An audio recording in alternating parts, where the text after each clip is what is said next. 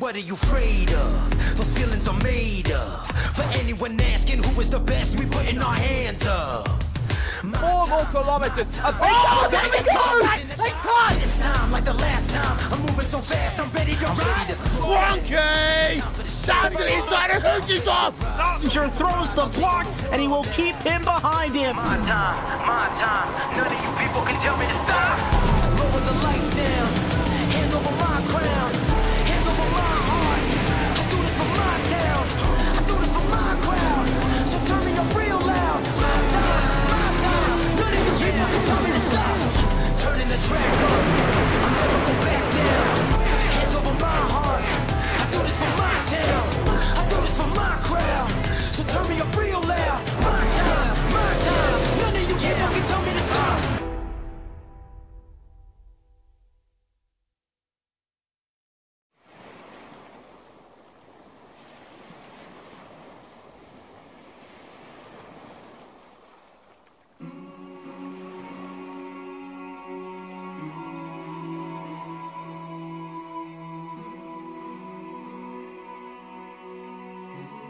Since 2011, the 1.5 mile oval in Miami-Dade County has played host to the final round of the NASCAR Pecan and Friese iRacing Series, and 2018 will be no different.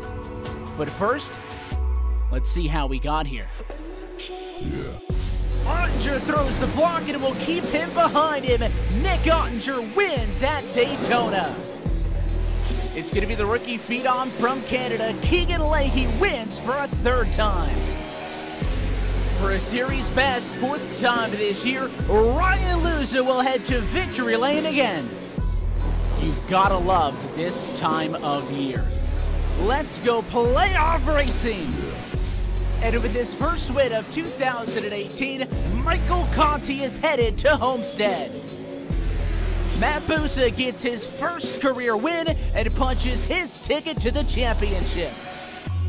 40 drivers, 40 opportunities. Now, only 4 remain and only 1 can be champion. Who will reach the peak? Will it be the 5 of Michael Conti? While it hasn't been a career year for the 2014 champion, it has been a fantastic last 2 months. If anyone has momentum, it's him. What about the defending champion? After a stellar season, Ryan Luza could leave Homestead with back-to-back titles. One thing is certain, though, points won't do him any good here. How about the newcomer? Matt Busa is the only driver in the Championship 4 without a title. With him looking for his fairy tale ending, we could be in store for an upset. And then there's 3-time. After a relatively quiet 2018 campaign, Ray Alfalo will be seeking a record of 4th career championship. It all comes down to this. 4 drivers, 1 champion.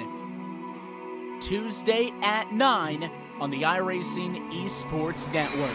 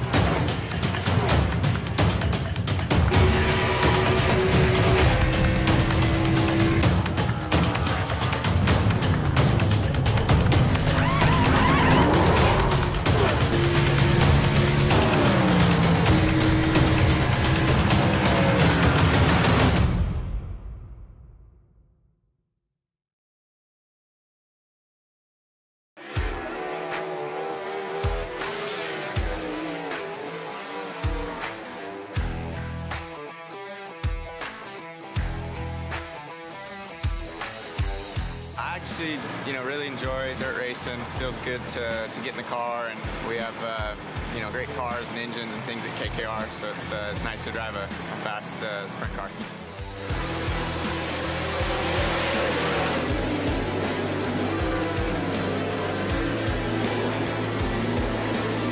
Couple of separate lines developing. 3 wide action on a turn 2. Craig Kinzer, Casey Kane, and Kieran Pittman going at it.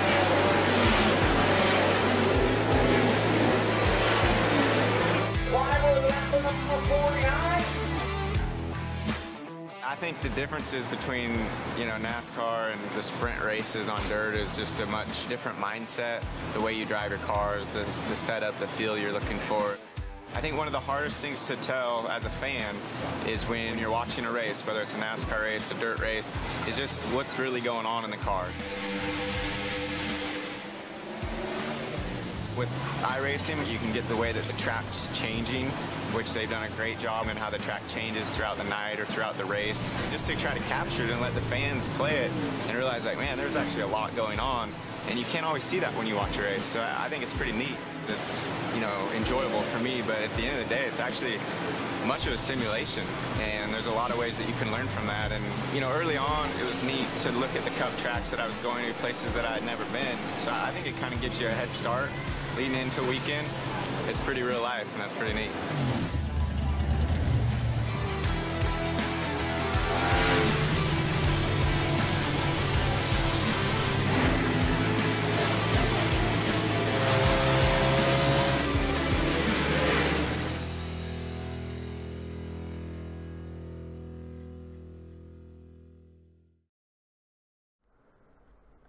And we are live. So, with Kansas on the schedule this week, we got a lot of drivers and all of that coming in for from last week at Lime Rock after a difficult race, which it was.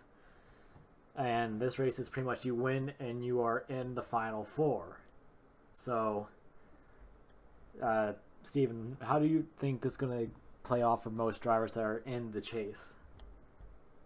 Well, I had a lot of rush, a lot of must-win scenarios. I'm in that scenario. It's gonna be pretty hectic, in my opinion, because of the first round. Everyone wants to win to make it. Because Phoenix is probably gonna be the most difficult track for the round of 8. So everyone wants to win this race so they can avoid Phoenix with a good sense of conscience. Well, there's no doubt that people want to avoid Phoenix because it's not the easiest track on the schedule. And when we went there for the first part of the season, like, we didn't have a great setup. The brakes were too touchy in some places. But with Kansas upcoming, it's pretty much going to be one of the most difficult races there is because Kansas is not an easy track, to be honest. Like, we could all agree on that, I'm guessing. I find it easy to me personally. Well, of course. I don't have that issue. No, you dominate there. Of course. That's why it's not difficult. But, like, probably, as you said, most drivers are probably in a must-win situation. But for this weekend, like, who would you say is your, like, top 3 picks to win? Me, Ryan, C. Well, that's if Ryan Worley shows. He probably is. I know he won't show up for Phoenix.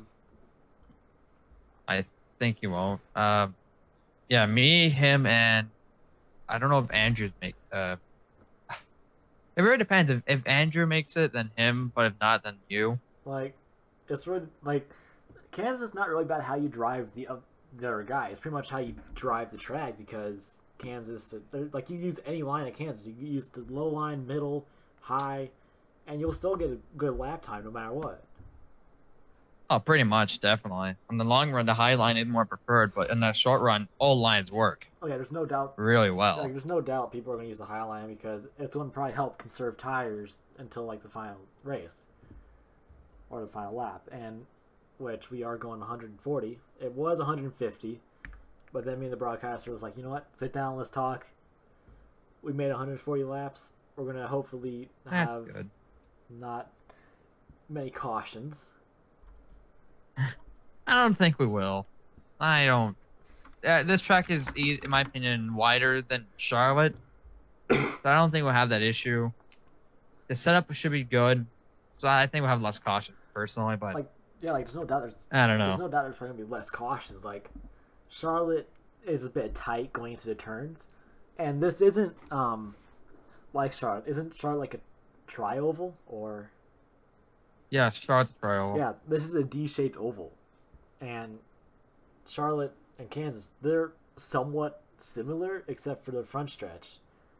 They're both a mile and a half track. They're both great tracks, but it's just with those two tracks, it's not really how you race the other guys, how you race the track itself. And if people are going to probably push their car to the limit so they can get into the final four for that $85 prize. Oh, 70. Oh. Well, it might be 85 because Okay, well, my friend time to push even harder. my friend Josh, if Josh, if you're watching this, thanks. He might be donating an extra $15. So, I guess I gotta start thanking Josh. like, I don't know if Josh is gonna be like a part-time sponsor for this league. If he is, that's gonna be great because that's not only gonna give other people a chance to understand how what's it called, for other sponsors to hop in for the opportunity to help out with the league. Like this year's sponsor is Genmar Management. Like they are a big factor in this league. Very, yeah. That's good.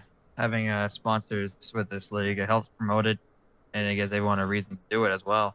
Like not only that, but they also help pay for the broadcasting and the lobbies. That too. Yeah, that too. Like it's always That's fun to see new sponsors walk in for, like, let's say a new company like Napa or Auto Parts or O'Reilly's.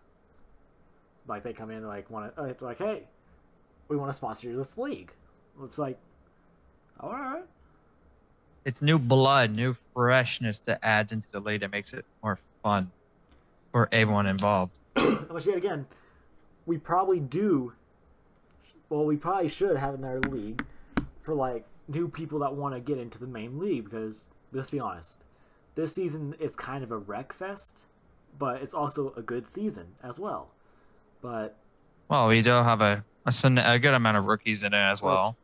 we should have another league like with the Can-Am Pro cars or the super lates or late models or whatever, and we take the top 10 point standings from that league and invite them over to the Bonehead Racing main league. Because let's be honest, those top 10 people, they could be good racers by the time they join the league. Yeah, that's why I think we should have another like a training series, like the Xfinity or Truck Series, Well, yet again, in like IRL well, examples. yet again, the Xfinity is going to be our main cars for next year, probably. I know, I'm just using that as a reference, like the IRL references. Like, there's no doubt that the nationwides are fun. They are really fun, but they're somewhat difficult to drive. Oh, they're bulky. Well, yeah, There's some tracks they're fun, but some tracks just kill me. there's no doubt about that. But with the season coming to an end in like 6 to 5 races, like we're probably going to see more action and more pressure on drivers for them to show and drive. So it's like, Oh, big time. like with the Championship 4 coming up, there's going to be like 2 races to understand the competition, and that's going to be Pocono and Charlotte. So you could scope out the last 3 or 4 depending who you are. And when we go to Concord, this is going to be our last season running Concord for our last track. And Concord has held the championship races for this league since 2017.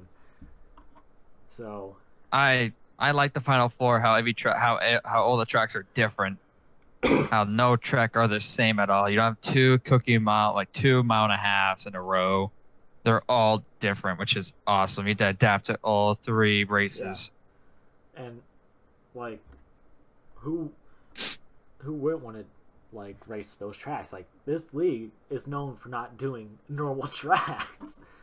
Like No, they're not. like we've taken these 3,000-pound suckers on Oxford, and Oh, okay, that sounds like fun. it wasn't. It was a crap show.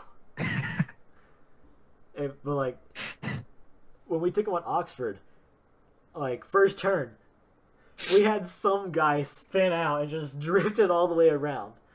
Like it was fun, but I would never do it. Chaotic. I would never do it again. No, I don't blame you. Like It's meant for like the late models and crap Yeah, like like- that. Oxford itself is basically just a circle. That's pretty much what it is. Yeah, but when we switch to the Xfinitys next year, more than likely, we'll probably take them back to Watkins Glen and maybe Lime Rock because Watkins Glen should be of course. They already have a setup for that.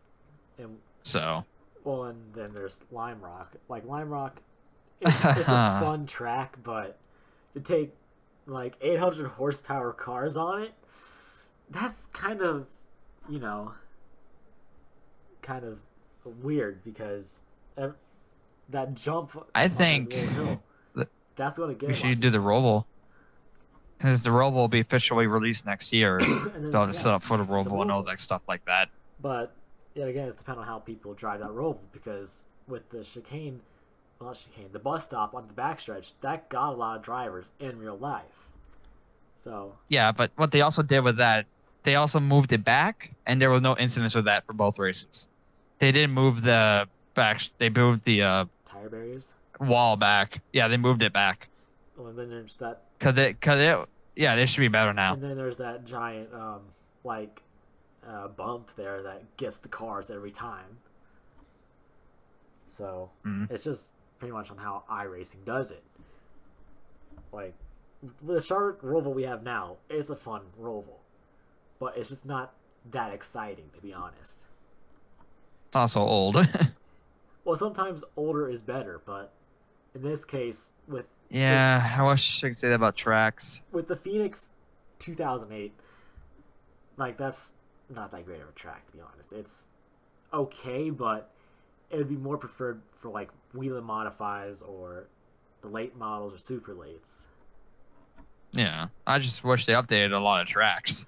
Like Watkins Glen is probably one they really need to update because Watkins Glen has Big that time. like giant apron that goes in like the round last turn or something, Yeah, they have the runoff of pavement, and that so we're just having grass. honestly, that would be a big factor on how people drive their cars, because some people want to take it wide, but you can't at that Watkins Glen. It's just grass there.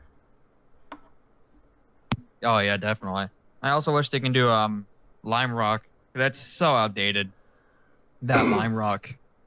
Yeah, there's no doubt that Lime Rock's outdated. Like it needs to be updated. Oh yeah, a lot of tracks have to. And just build abandoned tracks and make them free.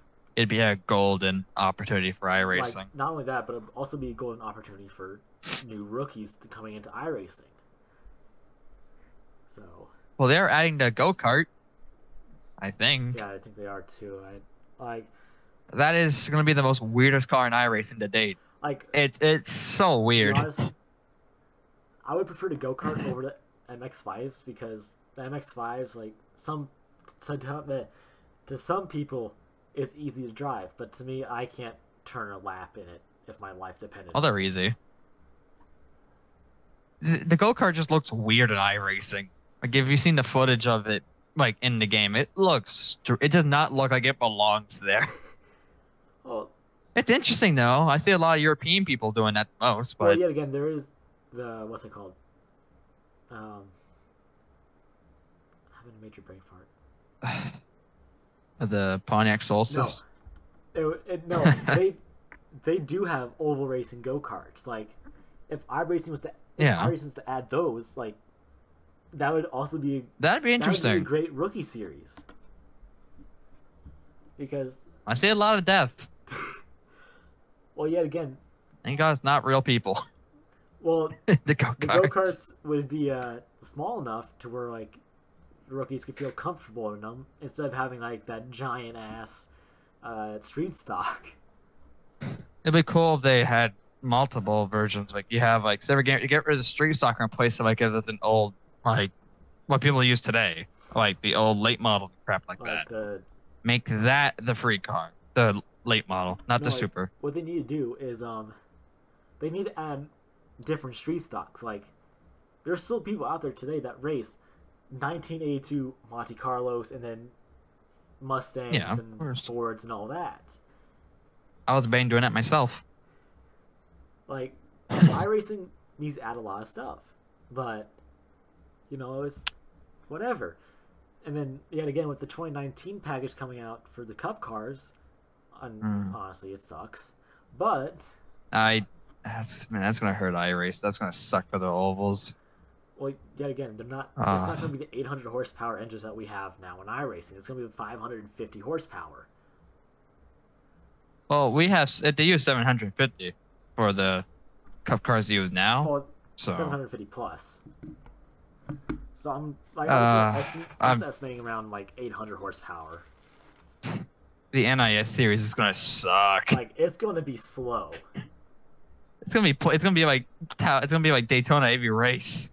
Like, except for road courses, but like what they need to do, they need to keep the engines they have in them now, and just slap on those big spoilers, because I don't know why they're decreasing the horsepower, but it's probably cheaper to make for the teams and crap.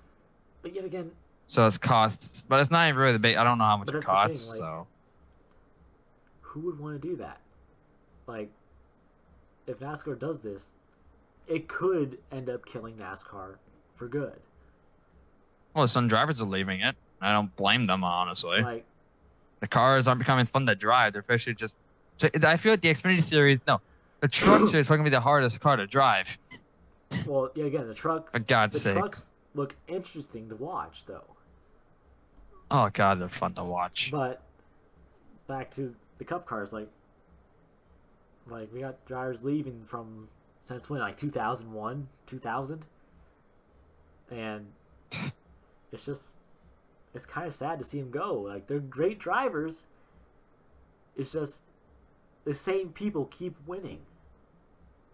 Well, we lost Matt Kenseth, so he ain't gonna do another race next year because we lost Casey Kane. Well, yeah, again, Casey Kane. I don't blame Matt Kenseth. Like, Casey Kane has medical problems, so. Well, Matt Kenseth, I don't think he likes the cars, so that's why he's not racing them anymore. I don't blame him at all. With that small spoiler on, they're hard to drive. It's just not fun. Well, if you watch Kansas in the real race, it sucked. Granted, my driver won, but it still sucked. Like, if NASCAR's actually decreasing the horsepower, Xfinity will be the most horsepower in the whole season.